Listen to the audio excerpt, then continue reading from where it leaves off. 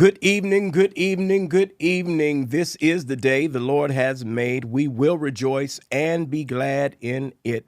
Another day's journey. So glad about it and so grateful that you're joining me for another Real Talk with Pastor Waller. Well, tonight it begins. The history of this is when COVID hit, we wanted to just keep people informed and let people know what's going on. That's back when I got COVID. I got it when it was scary. And so we were watching on Death Watch with me to see what was going to happen while Cuomo was trying to die on TV. But then after that, there was so much unrest that we used this same forum to have conversations around George Floyd. Then we started having conversations around the upcoming elections. And that fit. Most people will say that Pastor Waller is not political. Not true. I just don't believe that Sunday morning is the place to have these conversations. What I do believe is that Jesus Christ was a political figure. He came as a prophetic statement against the politics of his time. Any black preacher that is preaching anything worth its salt is going to address the political realities. In fact, my father used to put it this way: every sermon needs to sound like there's a Bible in one hand and a newspaper in the other. Now, most recently, the Republicans and Donald Trump started saying that we can endorse from the pulpit. My convictions about the pulpit and endorsement were never legal.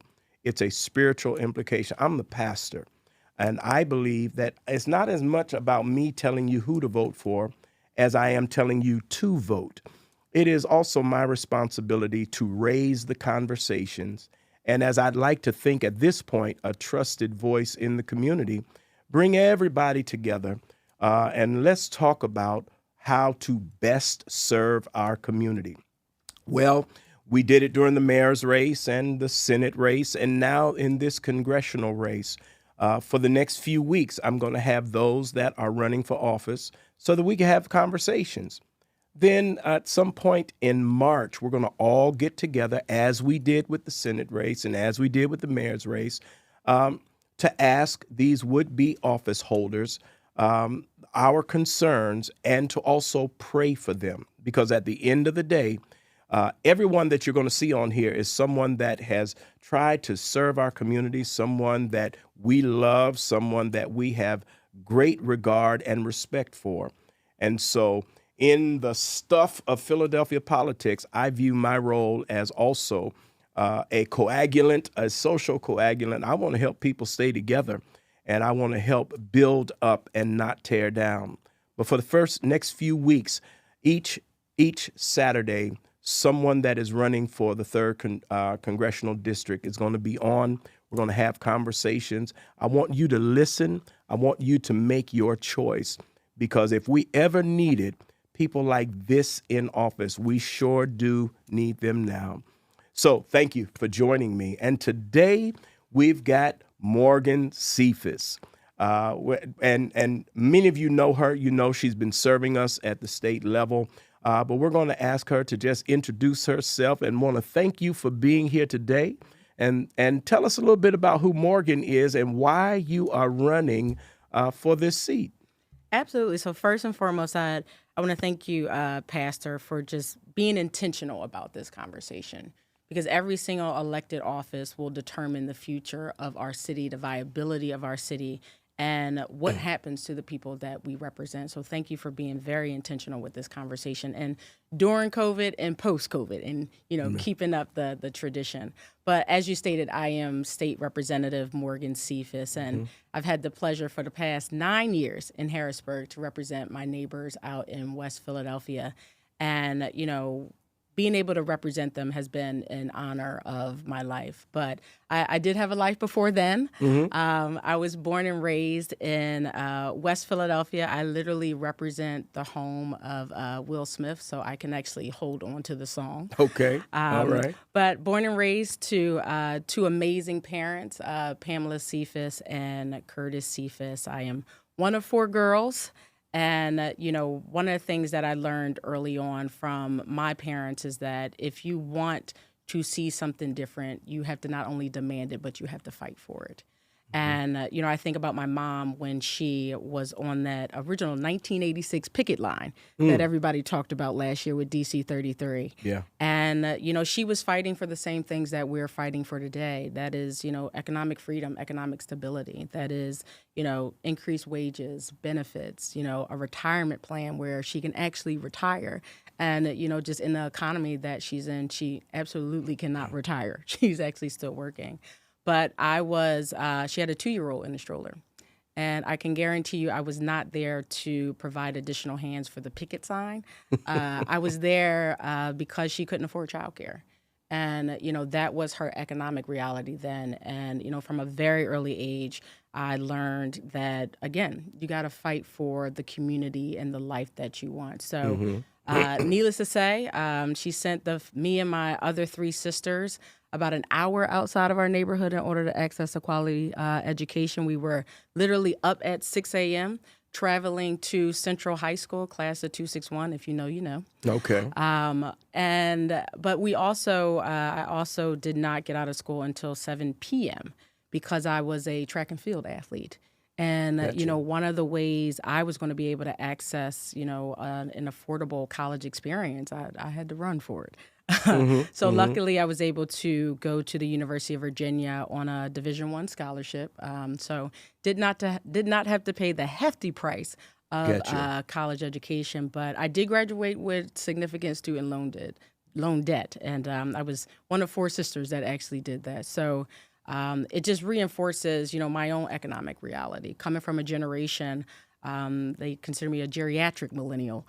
But Okay. we are a generation that might not do as economically as well That's as our right. parents. That's right. And it's because we're not only grappling with the cost of childcare, for example, that is $23,000 to $25,000. I mean, I don't have children of myself, but I recognize when my younger sister, who has our niece at 5 years old, can't access some childcare, I become the de facto childcare. So it's very important to me. But then we also watch collectively my mother be concerned about what's happening with Medicare, Social Security, and retirement, particularly in this country.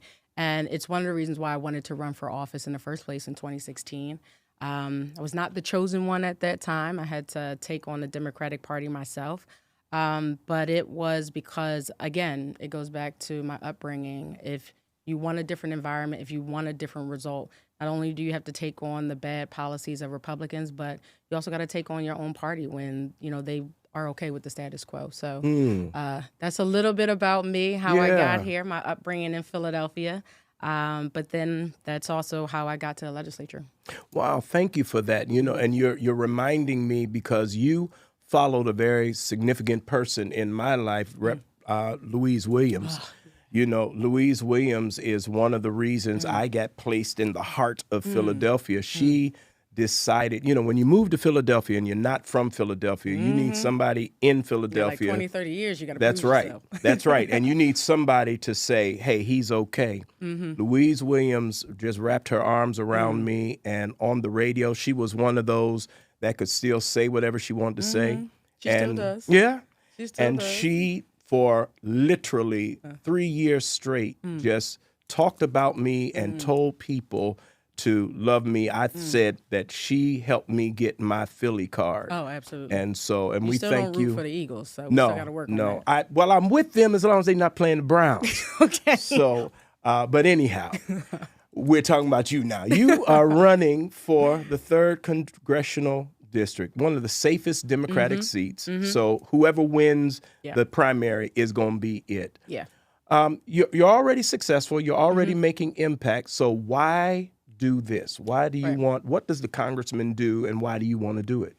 So Civics 101, I come from, again, one of the first generations that did not have civics in our schools here in the city of Philadelphia. So I get this question a lot. And essentially what Congress does, it sets the policies, it sets the fiscal investments, and it provides oversight of the government for the entire country. So when we talk about issues like minimum wage here in the Commonwealth of Pennsylvania still being at a whopping $7.25, Believe it or not, my first job at the Philadelphia Zoo, I was making $5.15. That's how I knew I was going to have to take out student loans going into college. Yeah. But again, we are the only state within this region that doesn't have an increased minimum wage. I believe New Jersey is now at $15 an hour. As you can imagine, in the second largest, biggest city that is the poorest, $15 an hour only goes but so far. But again, we're still at $7.25. So when I talk about the federal government sets national policy, we wouldn't have to manage our humble majority of one in Harrisburg and fight with the Republicans over in the Senate, whose own constituents can, do well with a boost in minimum wage. So we have a federal government, Washington, D.C., that's actually working and focusing on the issues of affordability in this country and people. We possibly can get to $5.15. So that's essentially what Congress does. It sets national policy that, dictates in some way, in some instances, what states do. Or when we think about our gun laws, we know that guns show up differently in our urban communities than in our rural communities. And believe it or not, homicides are not actually the leading cause of gun violence. It's actually suicides, which you find in other rural areas. But God forbid if we can get the federal government to ban assault weapons or ban ghost guns, we would not have to grapple with a Senate that is not controlled by Democrats here in Harrisburg to actually move policy in Pennsylvania. So those are just some examples as to what, Congress could do. So, we're fighting a good fight in Pennsylvania, but we could do a lot more if, Congress was actually functioning. And, just one of the reasons why I believe, having your next congresswoman for the 3rd Congressional District is because some of the work I do up in Harrisburg. I've spent a significant amount of time of which in the maternal health space, and we've been able to accomplish a significant level of things. We know that maternal health, we are one of the leading countries. We do worse than some third world countries when it comes to women dying as a direct result of giving birth. And we see close to 1,000 people each year in this country that are dying as a direct result of our healthcare system. Canada has less than 25. So if you think of it from that perspective, but, here in the Commonwealth of Pennsylvania, we were able to extend Medicaid up to a year postpartum. That actually extended health care for over 20,000 families here in the Commonwealth of Pennsylvania, giving them actual health care. And, again, we have a dysfunctional Washington, D.C. that is trying to roll that back. Right. We also were able to invest in the very first universal basic income pilot program here in the city of Philadelphia, where it would give $1,000 to 250 moms for 18 months. And we've seen transformative numbers as a direct result of some of the work that we've been able to do, including building a new Temple Maternal and Child Health Wellness Center down in the lower Northeast. We've seen our numbers decline. But when you're watching what Washington, D.C. is doing, every step that we take forward in the Commonwealth of Pennsylvania, in the city of Philadelphia, Washington's forcing us to take a step back. So essentially the fight has shifted. That is one of the reasons why I want to be, the first woman representing the 3rd Congressional District, is because the work that we must do in order to move our city of Philadelphia forward, in order to ensure that Philadelphians can afford Philadelphia, we need a working Washington, D.C. And right now that is not happening. Thank you for that. So the 3rd Congressional District, and again, this is some of that civics 101. How many congressmen are there in our area, and what is your area? My geography. Yeah. Yes. And what specifically would you be able to do for that if you were in that seat? Right. So in the city of Philadelphia, we have 3 congressional members. We have Congresswoman Mary Gay Scanlon. We have Congressman Brendan Boyle, who represents the much of the Northeast, and Scanlon represents South Philly. In the 3rd Congressional, we represent a couple of areas. So I call it Northwest, but if you're from Uptown, you call it Uptown. Right. So we represent all of Uptown. Okay. Then we represent West Philadelphia, portions of Center City, small portion of North Philadelphia, and a portion of South Philly.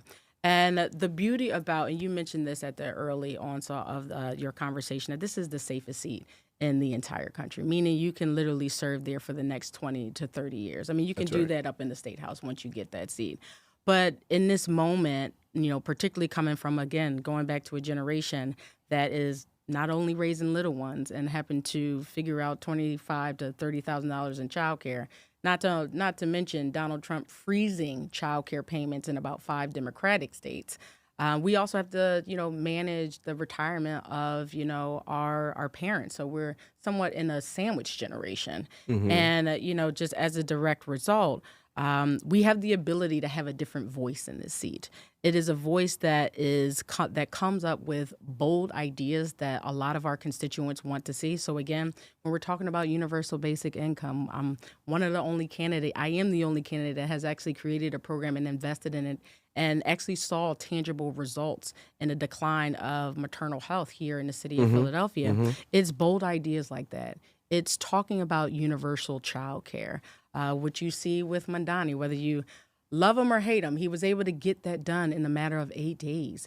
And so we don't necessarily have to have a conversation about parents being able to afford child care because we're doing it at the federal level. When we talk about mass transit, now we didn't get something to land where we needed it to land, because we're managing the politics of Harrisburg. But when you have, when we talk about infrastructure and infrastructure just not being about rural America, when you have a significant number of people moving into urban settings, because we have, the economy, we have the jobs, we have the cultural institutions, we need to continue to invest in urban centers like ours. And that means investing in things like mass transit. I'm a firm believer we got to stop nickel and diming on the city and state level.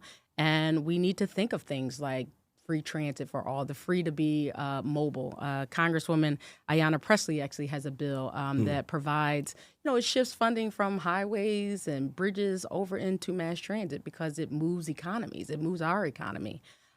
So it's, coming up with bold ideas and not having the fear of being Jasmine Crockett that, was carved out of her district and, not forced to run for Senate.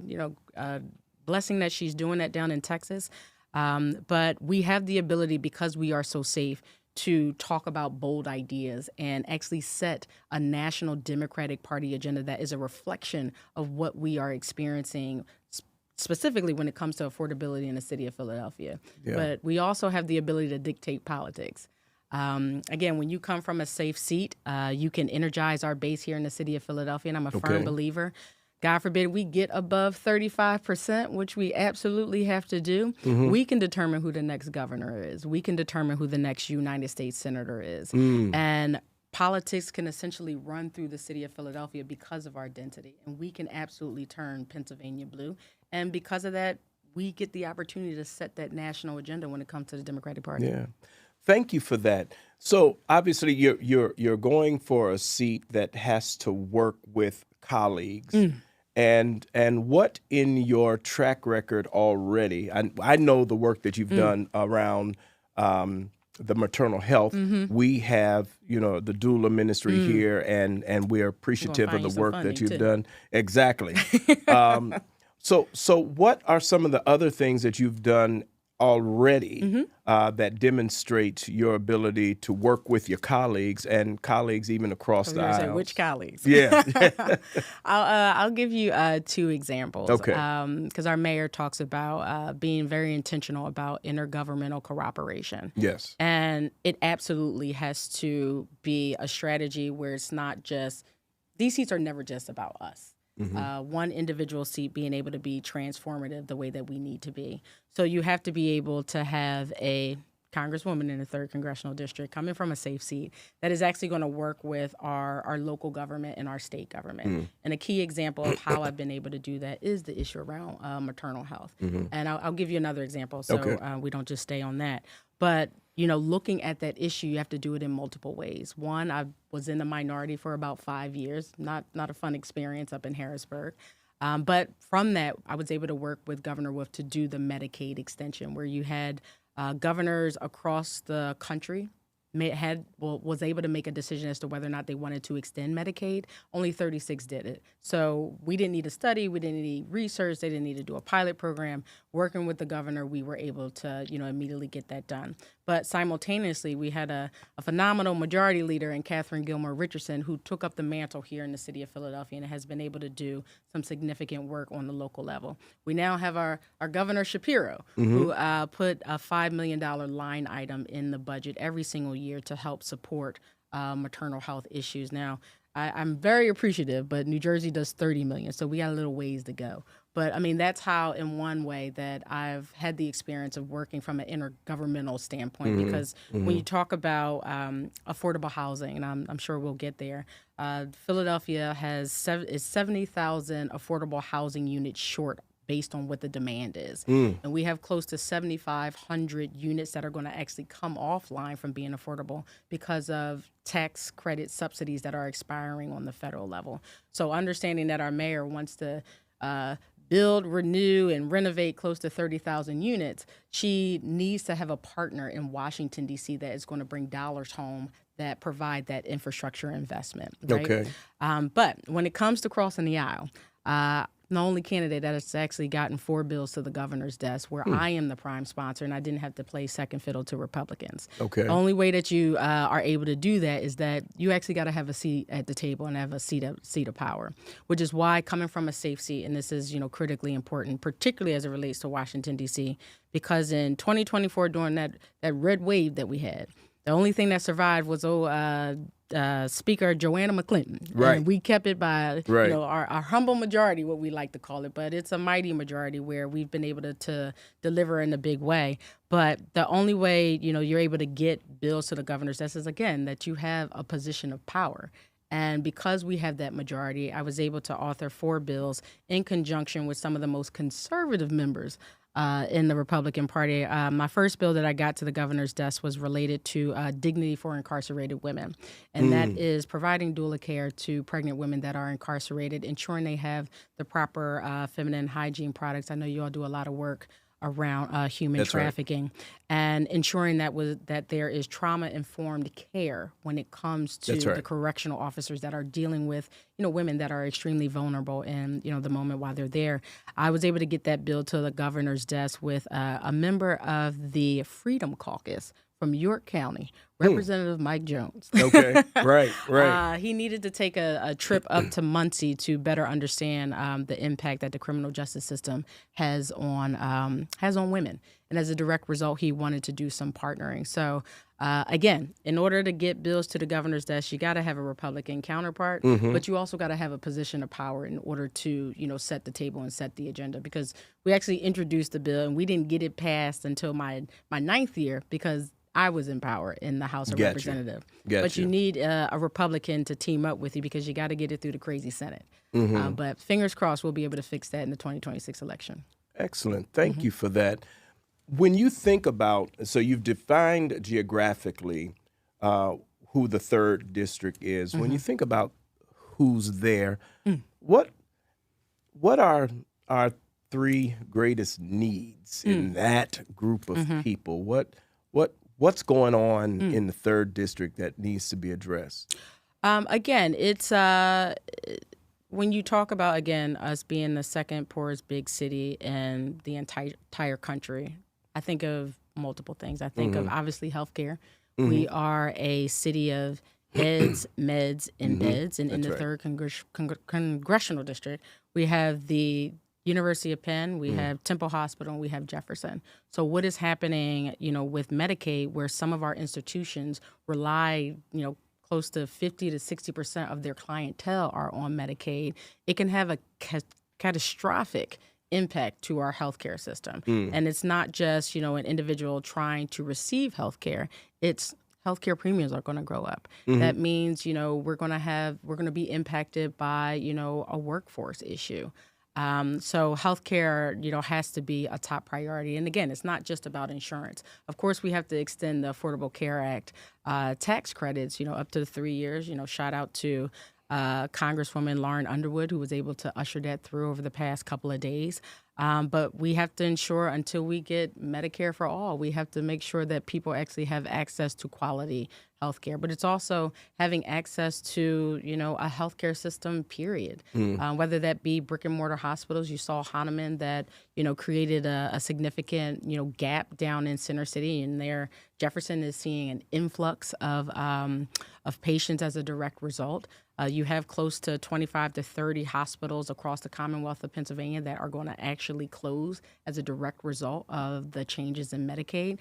So obviously healthcare has to be a top priority, but it's, again, not just about insurance, about access to hospitals, access to mobile care, access to culturally competent care. We know that is a significant challenge. And you also think about pharmaceutical prices and, seniors having to choose between their health and their heat. So that has to be absolutely priority number one. I know it's not going to be something that you fix overnight. But, I think in this moment, we're not just playing for 2026, we're playing for 2036, where we need a good solid 10 years to, rebuild what we're losing in this moment. But again, rebuild it back better. I think the second core issue in this city is affordability.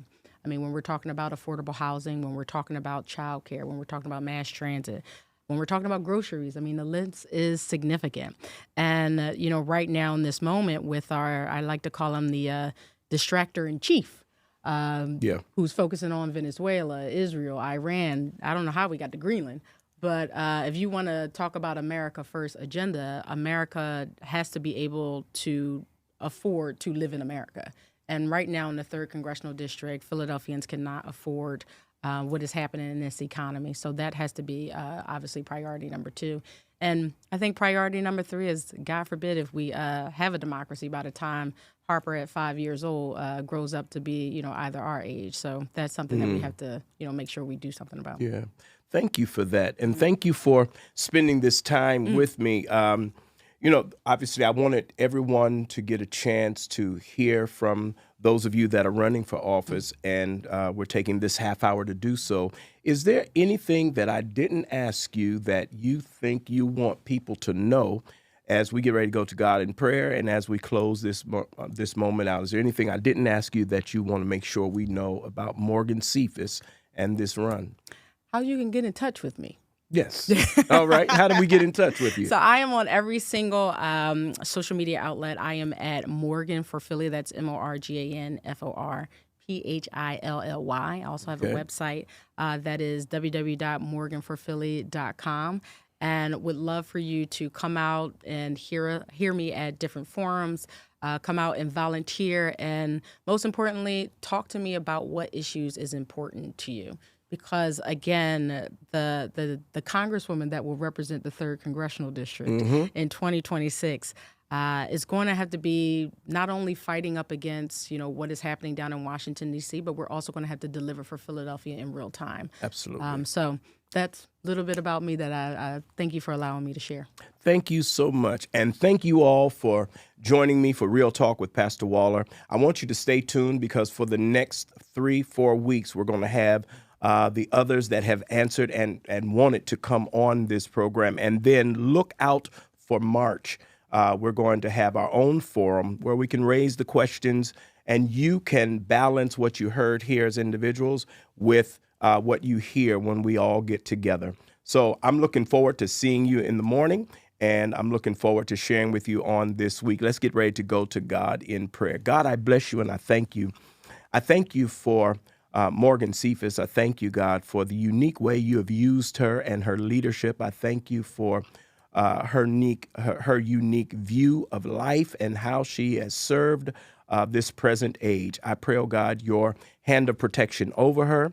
And I pray, oh God, that you would help us to make right decisions as it relates to who will represent us in the 3rd Congressional District. I pray, oh God, for our community. I pray that you would move, that ultimately in our lives, you would get glory and it would be for our good. Now, God, as we go throughout the rest of this day, go with us, stand by us until we meet again.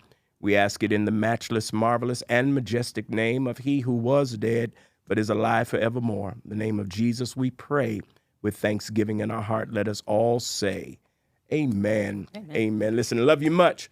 God bless you and God keep you is my prayer.